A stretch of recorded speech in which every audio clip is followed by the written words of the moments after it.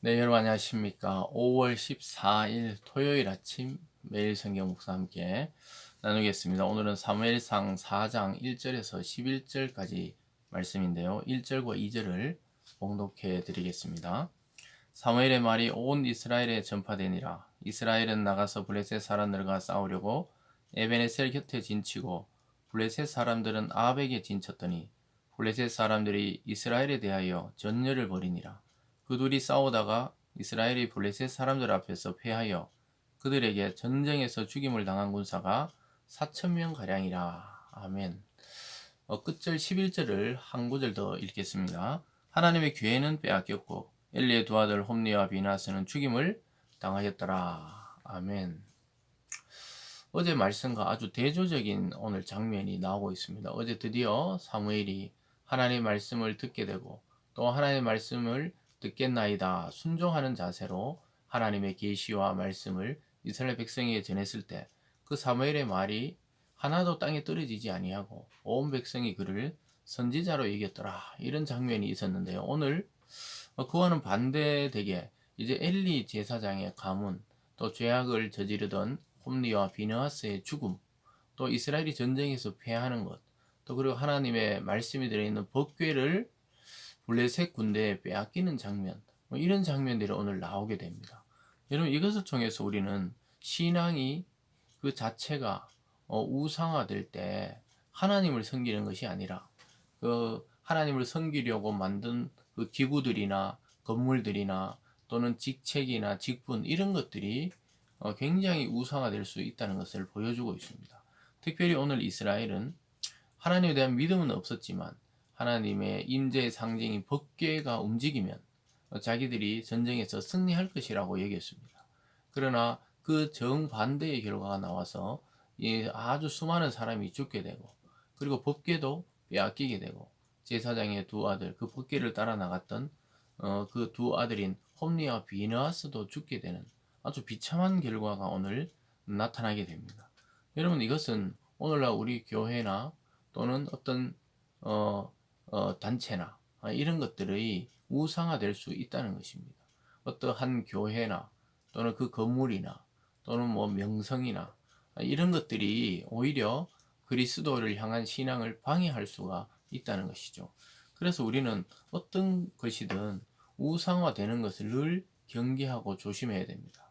가장 큰 우상은 또 자기 자신이죠. 자기 자신의 잘못된 믿음이 신념이 되고 그것이 옳다고 주장하게 될 때 교회를 파괴하게 되고 가정을 파괴하게 되고 또 이 사회를 혼란하게 만드는 그러한 것이 되고 맙니다. 그래서 하나님의 이름으로 무슨 일을 행할 때 우리는 늘 주의할 필요가 있는 것이죠. 그래서 그것이 미신화되지 않도록 조심해야 되는 것입니다.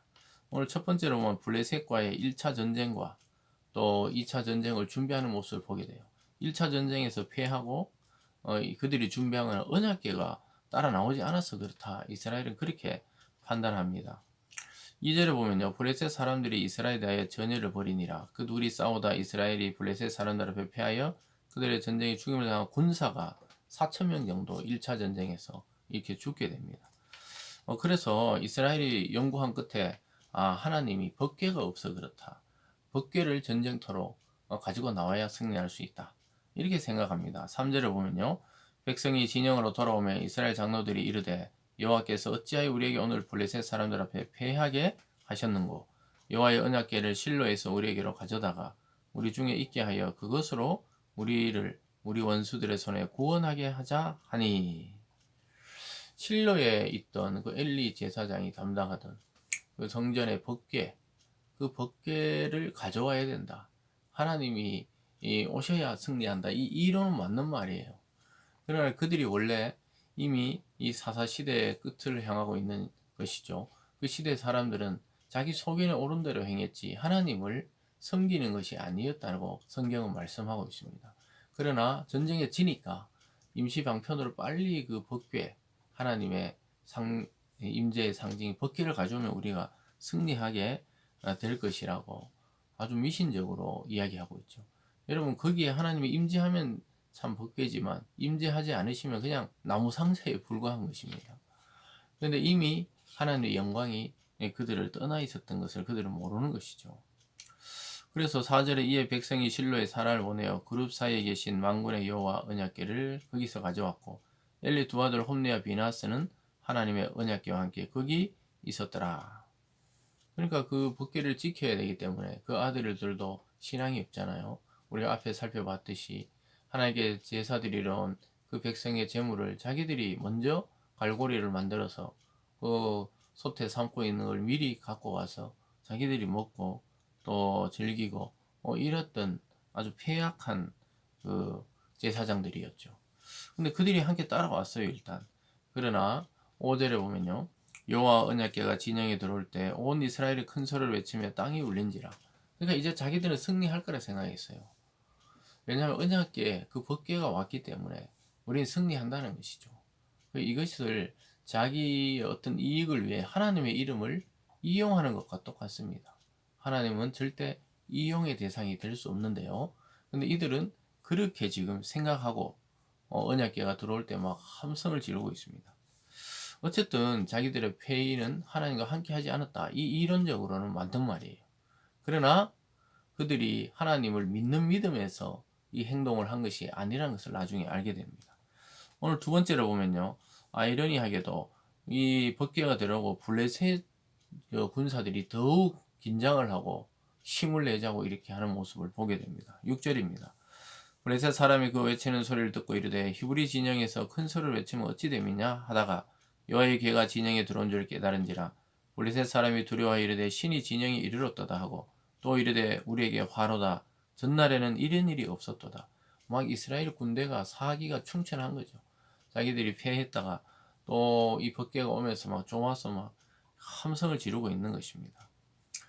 그래서 그들은 블레셋에서 물러간 것이 아니라 오히려 블레셋이 정신을 차립니다. 8절에 보면 우리에게 화로다. 누가 우리를 이 능한 신들의 손에 건지리요. 그들은 광야에서 여러 가지 재앙으로 애굽을 친 신들이니라. 이 여호와의 궤에 대해서 소문을 듣고 있었어요. 궤를 앞세워서 광야에서 여러 민족을 치고 또 가나안 정복할 때도 궤를 메고 요단강을 건너고 여리고를 치고 또 가나안을 정복했던 것을 알고 있던 것이죠. 그래서 그들이 야 이제 큰일 났다 이렇게 하면서 마음을 무너진 것이 아니고 더 강하게 마음을 먹습니다. 9절에 보면 너희 블레셋 사람들아 강하게 되며 대장부가 되라. 너희가 히브리 사람의 종이 되기를 그들이 너희 종이 되었던 것 같이 되지 말고 대장부 같이 되어 싸우라. 사랑하는 여러분, 이 법궤가 들어왔을 때 그들의 마음이 무너진 것이 아니고 그 전례를 알기 때문에 그들은 저 법궤 때문에 지금 힘을 내고 있다. 우리가 더 강하게 대장부가 되어서 싸워야 된다. 참 이 전열을 다지는 모습을 보게 되죠. 오히려 그래서 그들이 오히려 이스라엘을 쳐서 무찌릅니다. 10절에 보면 블레셋 사람들이 쳤더니 이스라엘이 피하여 각기 장막으로 도망하였고 살육이 심히 커서 이스라엘 보병에 엎드려진 자가 3만 명이었으며 하나님의 궤는 빼앗겼고 엘리의 두 아들 홈리와 비나스는 죽임을 당하였더라. 법궤를 지키려고 나아갔던 엘리의 두 아들 홈리와 비나스가 한날에 죽으리라는 예언에 따라 정말 한날의 그 전쟁터에서 죽게 되는 비참한 결과를 맛보게 됩니다. 이처럼 이 법궤를 미신적으로 또 하나님의 신앙을 미신적 신앙으로 생각할 때 이런 무서운 결과가 나타나는 것입니다. 자기의 행실이나 삶이나 또 믿음은 전혀 하나님 안에 있지 않으면서 하나님의 이름으로 유익만 보려고 하는 이 이스라엘의 모습. 여러분 이 모습에서 우리의 모습을 발견해야 됩니다. 우리는 늘 그리스도의 이름과 또 하나님 앞에 부르짖지만 그것이 나의 유익이 될 때만 또는 내가 필요할 때만 하나님을 이용하듯이 그렇게 부르짖어서는 전혀 응답이 없다는 거예요. 또 이용 당하실 분도 아니라는 것이죠. 오히려 적들인 블레셋이 더욱 힘을 내고 블레셋이 더욱 강해지는 것을 보게 됩니다. 이것은 하나님이 이스라엘을 치고 계신다는 증거죠. 정신을 차리고 회개하고 참신앙으로 돌아오라는 하나님의 간곡한 신호였습니다. 그래서 오늘 이 말씀에 통해서 우리는 미신적 신앙의 결과가 세 가지 나타납니다. 결국 말씀 하나님의 임재의 상징이 법궤를 빼앗기게 됩니다. 이스라엘의 수치를 당하는 날이죠. 그리고 제사장의 두 아들인 또 홈리와 비느하스가 죽게 됩니다. 그럼 마지막에서는 이스라엘이 그냥 법궤가 없을 때는 한 4천 명 가량 죽었다가 법궤를 가지고 와서 오히려 한 3만 명 가량 엄청나게 더 많은 숫자에서 크게 패배하고 각기 장막으로 돌아가는 것을 보게 됩니다. 결국 하나님이 블레셋으로 이스라엘을 심판하시고 깨우치려고 한다는 사실을 우리는 볼 수가 있습니다.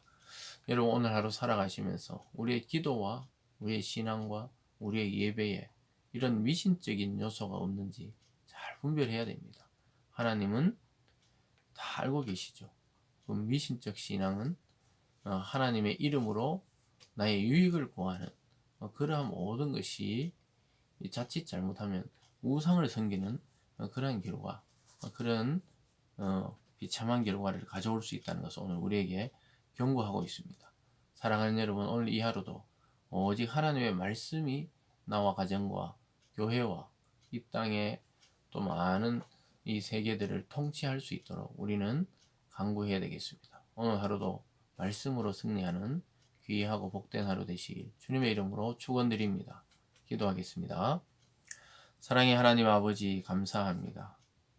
이 이스라엘의 신앙이 완전히 타락되어서 이 사사시대 말기를 가며 하나님 왕정시대를 준비하는 모습 속에 이스라엘이 크게 잘못된 길로 가서 수많은 자가 죽게 되는 것을 보게 됩니다. 하나님의 예언대로 홈리와 비나스도 죽고 이스라엘이 3만 명이 넘는 자가 죽음을 당하게 되었습니다. 이 모든 것은 근본적으로 하나님과의 관계에서 틀어져 있고 또 미신적으로 하나님을 섬기며 또 법궤를 우상화하는 이러한 우를 범했기 때문이라고 말씀하고 있습니다. 하나님 아버지, 우리의 신앙과 예배와 또 우리의 믿음이 이와 같은 잘못된 길로 빠지지 않도록 우리를 붙들어 주시고 늘 말씀으로 우리를 새롭게 인도하여 주시옵소서. 감사드리며 예수님 이름으로 기도드리옵나이다. 아멘.